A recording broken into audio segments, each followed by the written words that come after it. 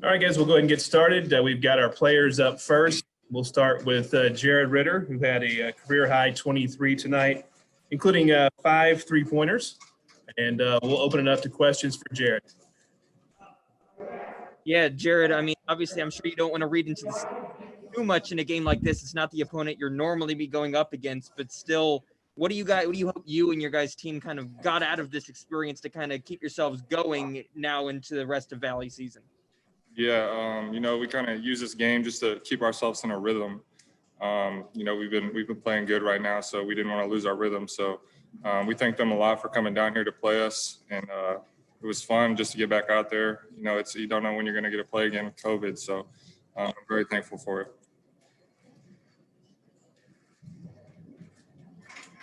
Yeah, some of your bench players got to get in at the end of the game. Kind of, what do you think this does for them? I think it definitely gives them confidence. The more you get out there, the more confidence you have. So it was really exciting to see them out there, and they actually played really good. Got some steals, some points, and rebounds. So, I'm really happy for them and happy they got out there.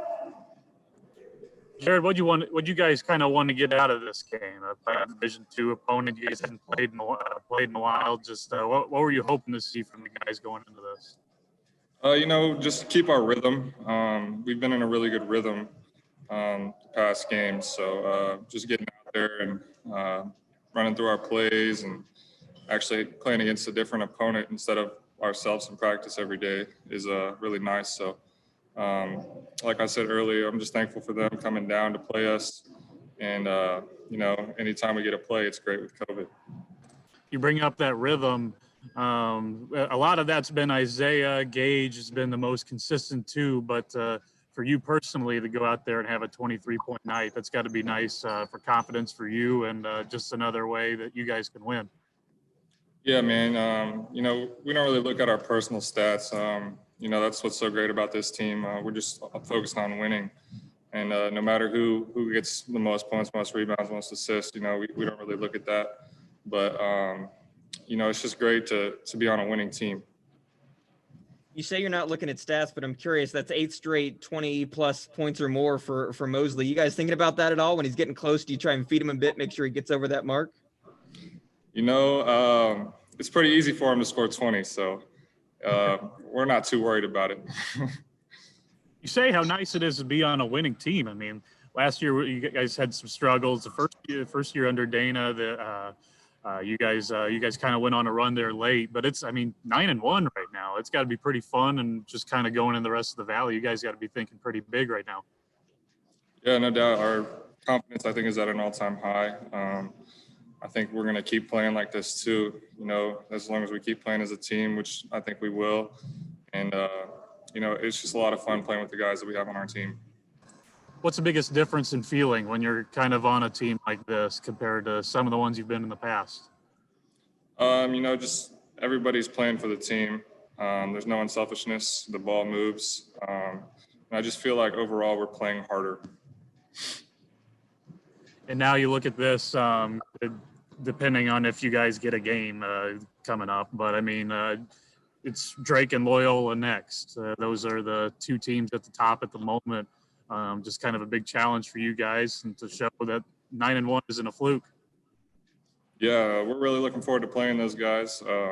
Not sure when it will be because of COVID. Anything can happen, but we are looking forward to playing them and just show them that we belong at the top. All right, Jared, I think that's your last one. So appreciate you, and great job tonight. Appreciate it. Thanks, Jared. Thank you. All right, we've got another local product up next. Elijah Bridgers is going to join us after his performance late in the game. Let him settle in. How you guys doing? Great, man. Thanks. Great job tonight. I know you made the most of your quality minutes there late in the game, and we'll open it up to questions for you. The Kickapoo guys getting the points there late, and Jared having the great game. Just I don't know how much you two played together throughout Kickapoo, but just nice to see you guys out there. Yeah, I was a freshman when he was a senior, so when I would jump up to play with JV a little bit, we would scrimmage in practice, but it was really just watching him play, and it was cool to see him do his thing like he was doing Kickapoo. And to get those late game opportunities, you had to be pretty excited, and just seeing the joy the guys had on the bench for you too, that had to be pretty cool. No, yeah, they were talking to me before I went in. Jamonte Black was telling me before the game that he's going to make sure that they played good enough to get us in the game. And then Isaiah and DeMarcus told me before I went in to make something happen, so I had to do what I could do. Mosley and Black obviously know, how valuable a normal non-conference can be as a freshman to kind of get integrated in a system. Yeah. For you. You didn't really get that opportunity. So how valuable was this game in order to finally get that chance to get out there and actually see it full speed and play with this team? Yeah, I mean, it was really fun just to get in the groove and get those nerves out of the way. I obviously don't get to play much, but I'm just here to do whatever I can do to make the team better and win as many games. You're on a successful Kickapoo team a year ago, going into the state semifinals and everything. So you've had a success at the high school level, but to come in and be on a 9-1 college team right now, what is this kind of like for you guys in that locker room? I mean, I never expected myself to be in this situation. And this is pretty much my first game since we got shut down at Kickapoo. So, I mean, the guys were really excited for us. They were really encouraging, and it was just fun to go out there and do it for them. Building off of that, this being your first year in college, how's the freshman COVID experience for a college basketball player? I mean, it's a lot different. School's a lot changed from you're used to going and sitting down in a classroom. But basketball, I mean, obviously you have the terrible things that happen, like getting shut down. But I've handled it pretty well, and I think it's gone better than it could. So I'm just trying to stay positive. All right, looks like that's your last question, Elijah. Great job tonight. Yep, thank you, guys. Thanks, bud. Coach, congratulations on a big win tonight. I know you were excited to one, just get a game in, but also your first 9-1 start for the Bears since the 2009-10 season. It's got to feel nice to get off to a great start and get a game in. Yeah, it feels good to play.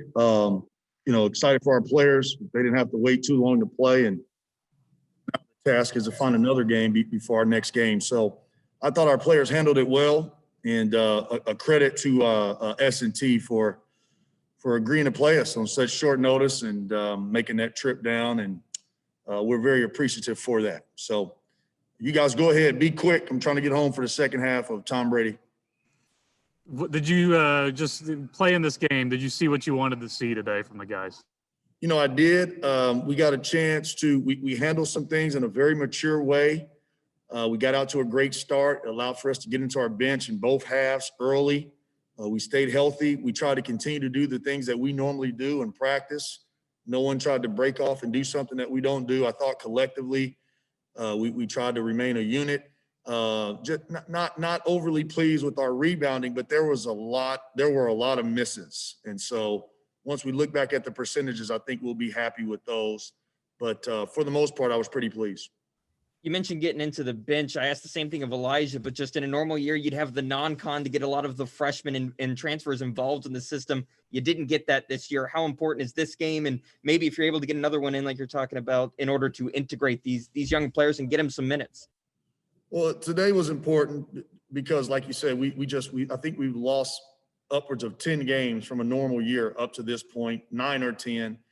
And you spend most of the non-league trying to give your younger guys, inexperienced guys, a chance to play and prove their worth and learn how to play at this level. And by us getting into league play so fast, unfortunately we haven't been able to do that. But if we find another game, it'll be probably a higher caliber team moving forward because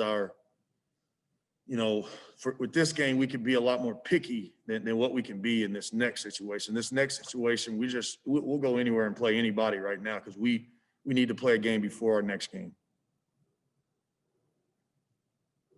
Jared said the guys are at an all-time high in confidence, just kind of being at where they are at 9-1 and kind of having that rhythm. Is that something you're seeing from them as well?